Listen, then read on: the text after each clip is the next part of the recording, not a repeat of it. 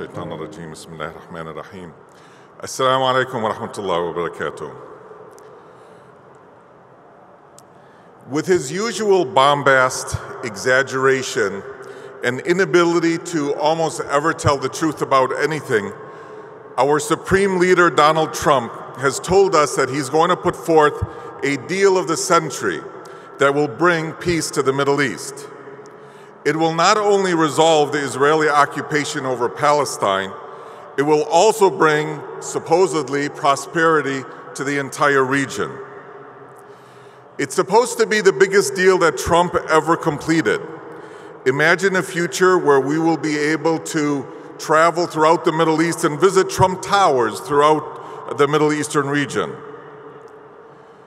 I know that many of you, including me, obviously, are not very excited about this deal of the century. I know that many of you, just like I think anyone who knows about the Middle East who's heard about this, are going to control your enthusiasm and your confidence in the abilities and the intelligence of our president. Although I'm being a bit facetious about Trump and his proposed plan, the reality of what Donald Trump and his administration are doing is very dangerous and may lead to another explosion in the Middle East. Although Trump has, for the past 2 years, promised a rollout of the deal of the century, we are now being told that it will likely be revealed in early 2019. Of course, there could be many more delays because of the government shutdown, Donald Trump's own many problems, the instability of the Netanyahu government, and possible Israeli elections in 2019.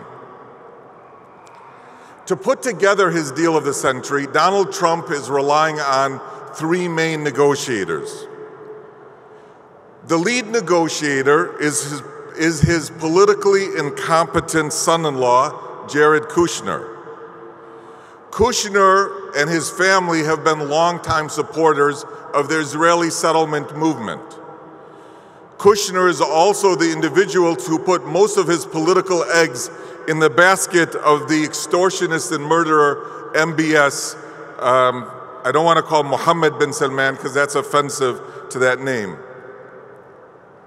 Also part of the team is U.S. Ambassador to Israel David Friedman, a far-right extremist who openly supported and aided the establishment of illegal Israeli settlement and the denial of Palestinian rights.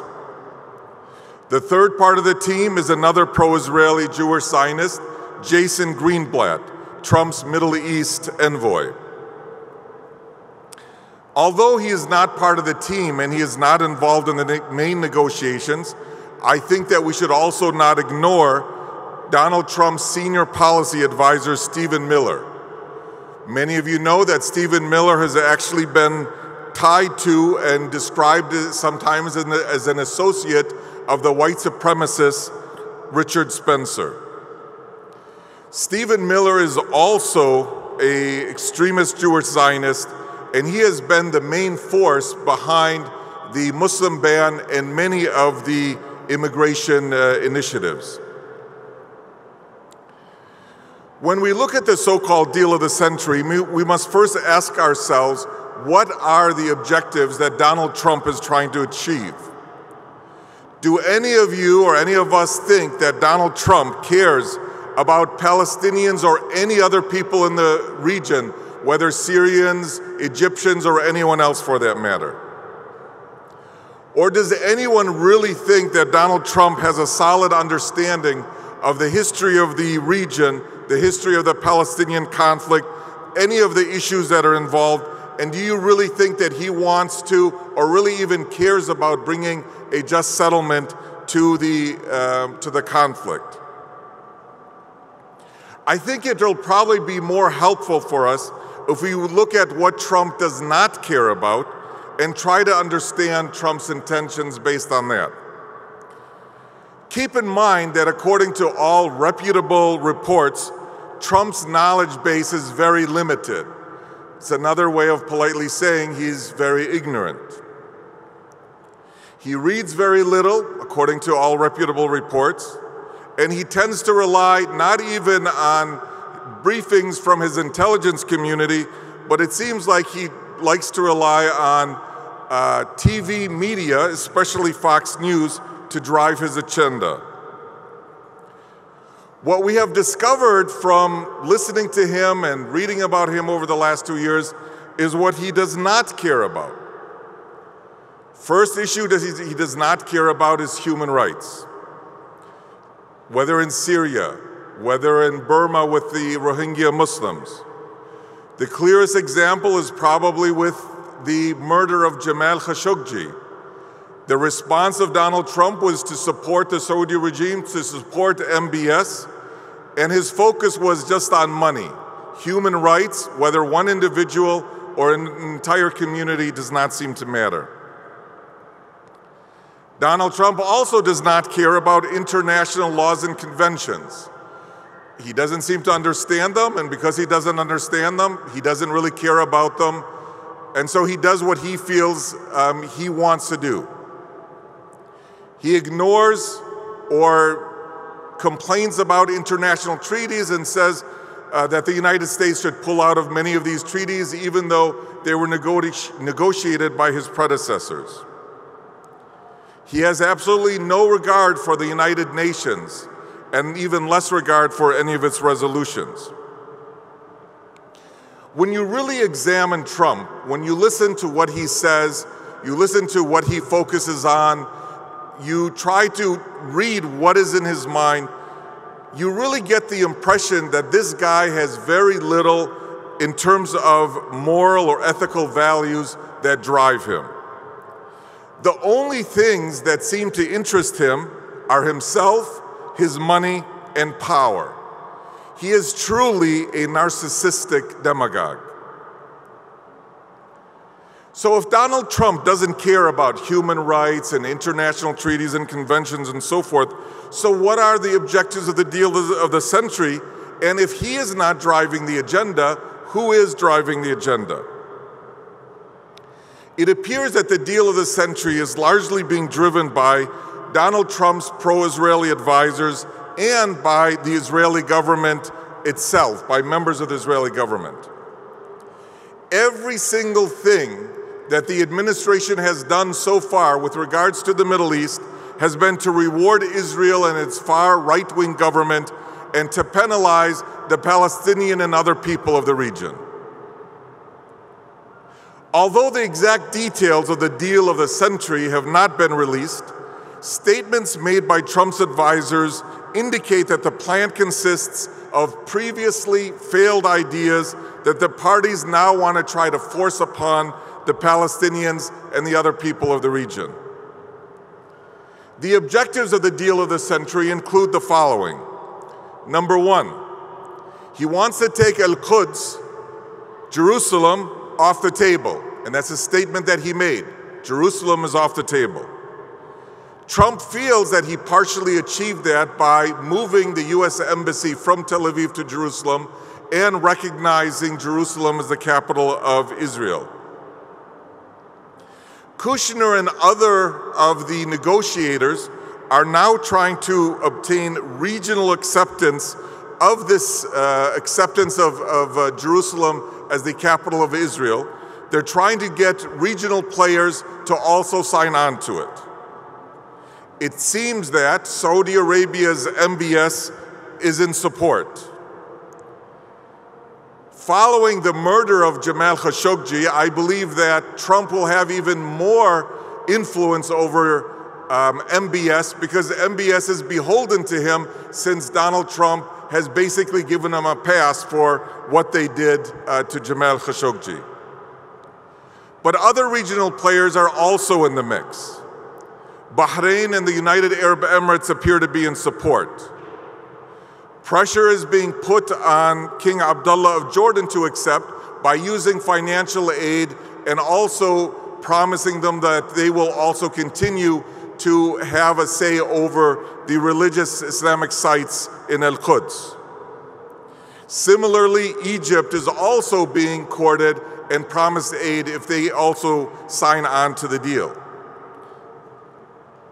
The fact that the deal has not been rolled out yet would indicate that the US government, the Trump administration, and the negotiators are having difficulty in getting people to sign on. The second objective is redefining what is meant by Palestinian refugee and attempting to terminate the right of Palestinians to return to their lands. In other words, they want to end haq al-awda, the right of return for all Palestinians. Now, this has clearly been an Israeli objective since the creation of Israel. Any of those who were forced to flee, who were driven from their homes, the Israeli government does not want any of them to return. Even the termination of UNRWA, United Nations Relief Works Agency, was meant to drive the message home that the United States, the Trump administration, does not regard refugees as being the original refugees and their descendants. They only regard refugees as those who fled or were forced to flee in 1948. Their descendants would have absolutely no rights whatsoever. The third objective is the very limited removal or no removal whatsoever of any of the Jewish-only settlements from occupied Al-Quds and the occupied West Bank. As with the Netanyahu administration, they basically want to preserve the status quo as it is, and so these settlements would largely remain. The fourth objective is Israel would continue to control all borders. Israel will continue to control large areas of the West Bank, what has generally been described as Area C. Israel would continue to control all security issues, and Israel would also continue to control the Jordan Valley areas. The fifth objective is that Al-Quds and all religious sites there will still be considered Israeli territory and under Israeli control. What is not known is whether Trump's proposal, his so-called deal of the century, will involve one or two states. We seem to be getting mixed signals regarding which he will choose. When we listen to these objectives, obviously the first thing that comes to mind is, well, what is being promised to the Palestinians? I mean, it seems like all of these are right-wing Israeli demands. It seems like there's nothing in this for the Palestinians. Why would the Palestinians sign on to it? Well, according to what has been leaked, the primary benefit, supposedly for the Palestinians, is some type of limited autonomy, financial support, and energy assistance. That's it. There's no independent state, no nothing else. These are things that have been tried before and failed, and it seems like they want to obviously try them again. Now, Mahmoud Abbas, who heads, in my view, the very ineffective and corrupt Palestinian Authority, ended all communication with the Trump administration following the Trump administration's recognition of Jerusalem as the capital of Israel. Now, in my view, this was not a sign of courage because I think that he really had no choice. He could not continue to negotiate with an administration that clearly had an agenda that was the Israeli agenda. As an aside, it is my humble view that what should happen and what should have happened a long time ago was that Mahmoud Abbas resigned, dissolved the Palestinian Authority, and stopped serving as a security contractor for Israel. Now, since Israel, according to what's been leaked about this particular plan, since Israel is basically getting everything that they ever wanted, and the Palestinians are basically being offered nothing, so another question that comes up is, so what does Trump and his advisors believe will cause this to move forward? I mean, why will it succeed? Well, I think there's a number of variables that they think may bring about some kind of resolution under a Trump administration. Again, this is what I think is their thought, not what I think will work. First, Trump feels that the United States, as a superpower, can do whatever it wants to do, does not have to be constrained by any international laws, international conventions, treaties, anything of that sort. Basically, does what he wants, and he feels that the United States can force its view on others, whether by hook or crook. You could try to do it with money, you could do it by showing some kind of force, some kind of power. He doesn't seem to have any concern or any regard for any international laws or conventions. Second, Trump seems to be fully backed and encouraged by ideological supporters and funders. Primarily among them is the extremist Jewish Zionist Sheldon Adelson, who contributed millions of dollars to the GOP and also contributed to Donald Trump's election campaign. It appears that what Trump is doing is a quid pro quo for what Sheldon Adelson and others have done. In other words, in return for the money and support you're giving me, I'm giving you what you want. Trump is not ashamed to do those kind of things, whether it violates international law or not. Third, Trump is also being backed and encouraged by the extremist Christian Zionist movement, including his own vice president. This extremely hypocritical group forms really the core base of Trump's support across the United States, his voter base, and he obviously needs their support. Finally, and I think that this is also a very important variable that exists now, is that Trump and his team, especially Jared Kushner, have established close ties with the equally unprincipled Middle Eastern dictators and with the Israeli regime. So now these Arab dictators, whose sole goal is obviously to preserve their power and rule. I mean, that's the sole goal of any dictator, is to stay in power regardless of the cost. So the rulers of Saudi Arabia, Bahrain, United Arab Emirates, and other regimes are more than willing to sacrifice anything and anyone so that they can remain in power, and they're willing to work with anything and anyone, whether it's the Israeli regime or the Trump administration or anything else. Again, these dictators are no different than dictators like Bashar al-Assad and others. They're willing to sacrifice the entire country and their population to remain in power.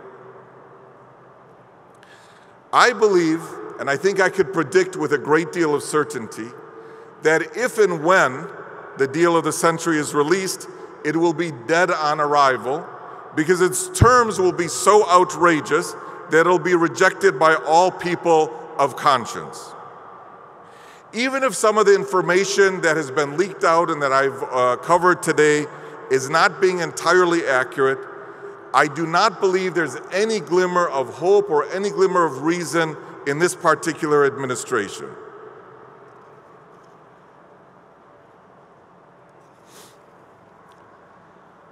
I think the only thing that we can continue to expect is continued, unrestricted support by this administration to Israel in contravention of international law, in contravention of United Nations resolutions. I also feel that the Trump administration will continue its very petty attempts to punish and penalize the Palestinian people in any way that they can. They cut off aid to UNRWA, they closed their office in DC. It seems like anything that they can do to punish the Palestinians, they will do. The only aid that they did not cut off is the aid that is used for security cooperation between the Palestinian Authority and the Israeli government. The deal of the century cannot be seen as anything other than an assault on the rights of the Palestinians and their national and religious rights and the rights of the Muslims to the holy sites of Al-Quds. It is an attempt to bring an end to the Palestinian cause. It is an attempt to bring an end to the collective rights of an entire people, and it's an attempt to bring an end to the right of return of the Palestinian people. What is needed now, more than ever, is solidarity in action from those of us who support the principles of justice, whether justice in occupied Palestine, whether justice in Syria or in Burma or anywhere else.